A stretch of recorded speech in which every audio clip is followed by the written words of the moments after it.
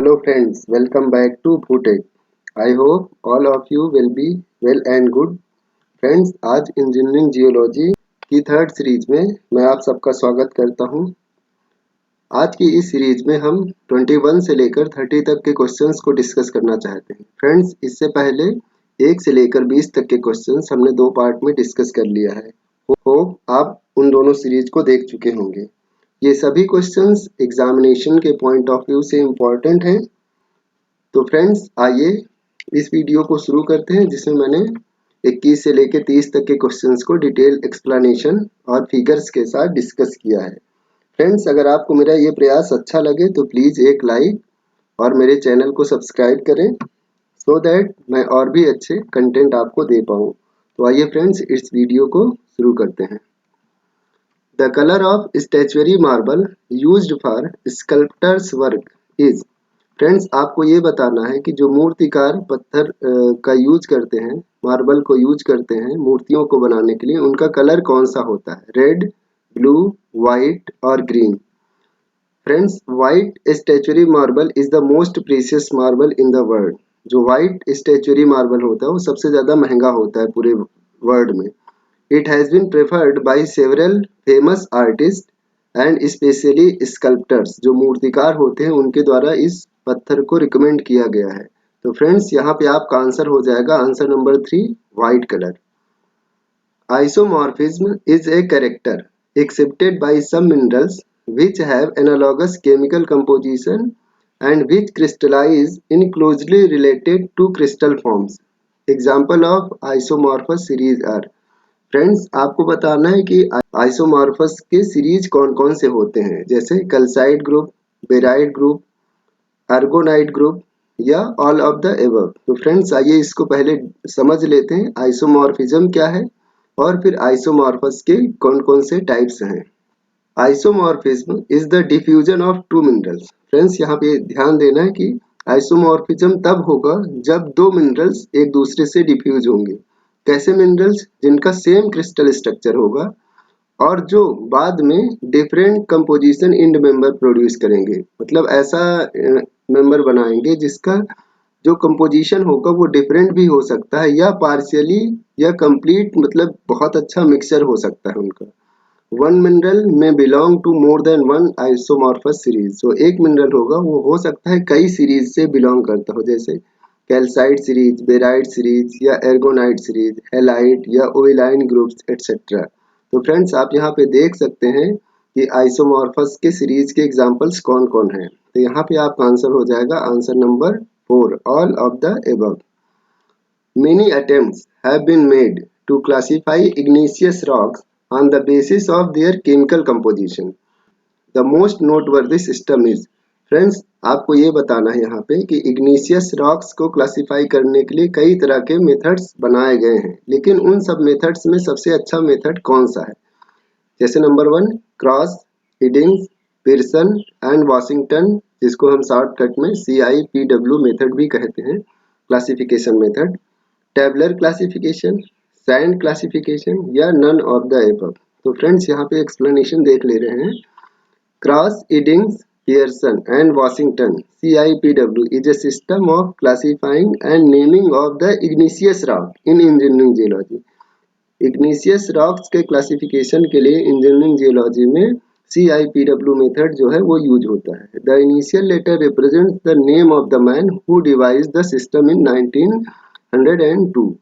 1902 में जिन लोगों ने इस सिस्टम को बनाया था उनके नाम के पहले वर्ड से इस मेथड्स का नाम दिया गया है। तो फ्रेंड्स, यहाँ पे आपका आंसर हो जाएगा answer number 1, Cross, Iddings, Pirsson and Washington classification method. The process by which the magma, which is originally uniform and homogeneous, splits up into different types of rocks is known as। Friends, आपको यहाँ पे ये बताना है कि वो process का क्या नाम होता है जिसमें मैग्मा जो होता है वो कई तरह के डिफरेंट रॉक्स में स्प्लिट हो जाता है। Differentiation, assimilation, all of the above या नन ऑफ द एबव। तो फ्रेंड्स, यहाँ पे देख लेते हैं डिफरेंशिएशन का क्या मतलब होता है। Differentiation is the process by which, जिसकी वजह से मैग्मा इवॉल्व्स। मैग्मा अलग अलग टाइप में डेवलप होता है to give rise to a variety of magma, जिसमें से डिफरेंट डिफरेंट मैग्मा बनते हैं, एंड रॉक टाइप बनता है that have different composition. Differentiation का मतलब होता है फ्रेंड्स कि जो ओरिजिनली मैग्मा इवॉल्व हुआ है, निकला है, वो अलग अलग टाइप्स के रॉक्स में और विथ डिफरेंट कंपोजिशन में स्प्लिट हो जाता है। Different assimilation is the process. Assimilation एक प्रोसेस होती है जिसमें सॉलिड और fluid foreign materials is incorporated into magma. मतलब एसिमिलेशन का मतलब होता है जैसे कोई डिफरेंट बाहर का मटेरियल है, सॉलिड है या फ्लूइड है, वो आके मैग्मा में मिल जाए और मैग्मा को हाइब्रिडाइजेशन की तरह डिफरेंट बना दे। फ्रेंड्स, इसका रिजल्ट क्या होता है? It results in the formation of contaminated rock, जो कि कंटामिनेटेड रॉक्स को प्रोड्यूस करता है। तो according to the explanation, the answer of this question will be answer number 1, differentiation. A type of thermal metamorphism in which high temperature fluids, liquid and gases attacks the surrounding rocks and induce certain changes in them is known as। Friends, आपको यहाँ पे thermal metamorphism में एक type को बताना है जिसमें high temperature का यूज होता है, जो मतलब कि चेंजेस लाके मेटामॉर्फिक रॉक को प्रोड्यूस करता है। तो यहाँ पे ऑप्शन हो जाएगा contact metamorphism, load metamorphism, classic metamorphism या नन ऑफ द एबव। इसका एक्सप्लेनेशन देख लेते हैं। The process of transforming the existing rocks में कौन कौन से, जैसे इग्निशियस, मेटामॉर्फिक और sedimentary, into the new metamorphic rock, जो नई मेटामॉर्फिक रॉक बनाता है, under the temperature and pressure और बोथ इज कॉल्ड मेटामॉर्फिज्म। जो ये प्रोसेस होती है कि अगर कोई एग्जिस्टिंग रॉक है जैसे इग्निशियस है या मेटामॉर्फिक है या सेडिमेंट्री रॉक है, तो टेम्परेचर और प्रेशर या दोनों की वजह से जो ये रॉक चेंज होके दूसरी नई मेटामॉर्फिक रॉक बनाती है, इसी को हम मेटामॉर्फिज्म कहते हैं, जो कि 3 तरह के होते हैं। जैसे नंबर 1, कॉन्टैक्ट या थर्मल मेटामॉर्फिज्म। इसमें क्या होता है? इसमें हाई टेम्परेचर की जरूरत होती है, हाई टेम्परेचर इसमें डोमिनेटिंग फैक्टर होता है। डायनेमिक या लोड मेटामॉर्फिज्म, जिसमें हाई प्रेशर जो होता है वो डोमिनेटिंग फैक्टर में होता है। एंड थर्ड क्या होता है? रीजनल या थर्मोडायनेमिक मेटामॉर्फिज्म, जिसमें हाई प्रेशर और high temperature both are the dominating factor to convert a existing rock into metamorphic rock. So the answer of this question will be friends option number 1, क्योंकि यहाँ पे high temperature की वजह से metamorphism जो होता है उसको पूछा गया है। तो आपका हो जाएगा ऑप्शन नंबर 1, कॉन्टैक्ट या thermal metamorphism. The Singhbhum belt in Jharkhand is known for the presence of manganese, iron and copper, coal or none of the above। Friends, आपको बताना है कि झारखंड में जो सिंहभूम बेल्ट होती है वहां पे क्या पाया जाता है, मैग्नीज, आयरन या कॉपर या कोयला। तो friends, the Singhbhum belt is found in Jharkhand and well known for the deposits of copper, uranium and magnetite. Magnetite क्या होता है फ्रेंड्स? जो आयरन का ओर होता है। तो according to this explanation, the answer of this question will be iron and copper के लिए सिंघभूम बेल्ट जाना जाता है। The Khetri belt in Rajasthan is known for the presence of copper, iron, silica और नन ऑफ द एबव। यहाँ पे इसका explanation हो जाएगा friends. Khetri belt in Rajasthan is famous for copper mining since the Indus valley of civilization in India.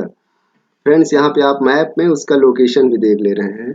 तो यहाँ पे आपका आंसर हो जाएगा option number 1, Khetri belt in Rajasthan is known for the presence of copper. The wolframite is found in Jodhpur, Rajasthan. It is an ore of tungsten, zinc, titanium और none of the above. जो ओल्फ्रामाइट होता है friends, जो जोधपुर राजस्थान में पाया जाता है, आपको बताना है ये किसका ओर है। तो यहाँ पे एक्सप्लेनेशन में हम देख ले रहे हैं फ्रेंड्स, कई डिफरेंट मैंने मिनरल्स दे रखे हैं और उनके ओर भी दे रखे हैं। ये एग्जामिनेशन पॉइंट ऑफ व्यू से ये टेबल बहुत इंपॉर्टेंट है। तो यहाँ पे आप देख लीजिएगा। तो यहाँ पे जो हमारा क्वेश्चंस पूछा गया है वो पूछा गया है कि ओल्फ्रामाइट कौन से ओर किस चीज का ओर है। तो इसका आंसर हो जाएगा friends option number 1, that is tungsten. तो यहाँ पे आप इसका फिगर भी देख सकते हैं, टंगस्टन इस कलर का होता है। The chalcopyrite is an ore of iron, copper, chalk, none of the above. Friends, यहाँ पे आपको बताना है कि चाल्कोपाइराइट किसका ओर होता है। तो यहाँ पे फ्रेंड्स मैंने फिर से दे रखा, दूसरी टेबल है फ्रेंड्स जो अभी पीछे दी थी, ये दूसरी टेबल है। तो आप इन सारी टेबल्स को एक बार जरूर देख लीजिएगा। तो यहाँ पे आपका ऑप्शन हो जाएगा आंसर नंबर 2 कॉपर। आप यहाँ पे फिगर में देख सकते हैं कि कॉपर का कलर भी। The tendency of a stone to split along certain parallel planes is known as। Friends जैसे कोई पत्थर होता है तो वो एक सर्टन पैरेलल प्लेन के अकॉर्डिंग स्प्लिट हो जाता है, मतलब टूट जाता है। तो इस टेंडेंसी को हम क्या कहेंगे? टेक्सचर, फ्रैक्चर या क्लीवेज या नन ऑफ द अबव। तो फ्रेंड्स यहाँ पे देख ले रहे हैं हम कि टेक्सचर क्या होता है, फ्रैक्चर क्या होता है और क्लीवेज क्या होता है। उसके बाद हम डिसाइड करेंगे कि इस क्वेश्चन का आंसर क्या होगा। Texture, the size, shape and arrangement of grains और crystal in a rock mineral is known as texture. Texture का मतलब होता है फ्रेंड्स कि उसका साइज क्या है, वो किस तरह का है, और उसमें जो ग्रेन्स का है वो अरेंजमेंट किस तरह का है, क्यूबिकल है या स्क्वायरल है या रोम्बिकल है, ऐसे करके। फ्रैक्चर क्या होता है? Appearance of broken surface of rock used for identification of A rock mineral. Friends अगर जैसे कोई रॉक है तो उसको हम तोड़ दें, तो तोड़ने के बाद जब वो टूटा हुआ जो सरफेस होगा उसका अपीयरेंस किस तरह का है, तो इसका जो यूज होता है वो रॉक के क्लासिफिकेशन में या आइडेंटिफिकेशन में यूज होता है, तो उसको हम फ्रैक्चर कहते हैं। क्लीवेज क्या होता है? Tendency of rock to split parallel to face producing more or less smooth surface. मतलब फ्रेंड्स अगर कोई रॉक है और वो किसी पैरेलल प्लेन्स के अकॉर्डिंग स्प्लिट हो जा रहा है, तो इसकी जो टेंडेंसी है, जो इसका कैरेक्टरिस्टिक्स है, उसको क्लीवेज बोलते हैं। तो आप यहाँ पे फिगर्स में ये भी देख सकते हैं फ्रेंड्स कि डिफरेंट डिफरेंट टाइप्स के क्लीवेज कौन कौन से होते हैं, 1 डायरेक्शनल, 2 डायरेक्शनल, 3 डायरेक्शनल। तो according to this explanation the answer of this question will be cleavage. Thanks a lot friends for watching this video. Please like and subscribe. Thank you.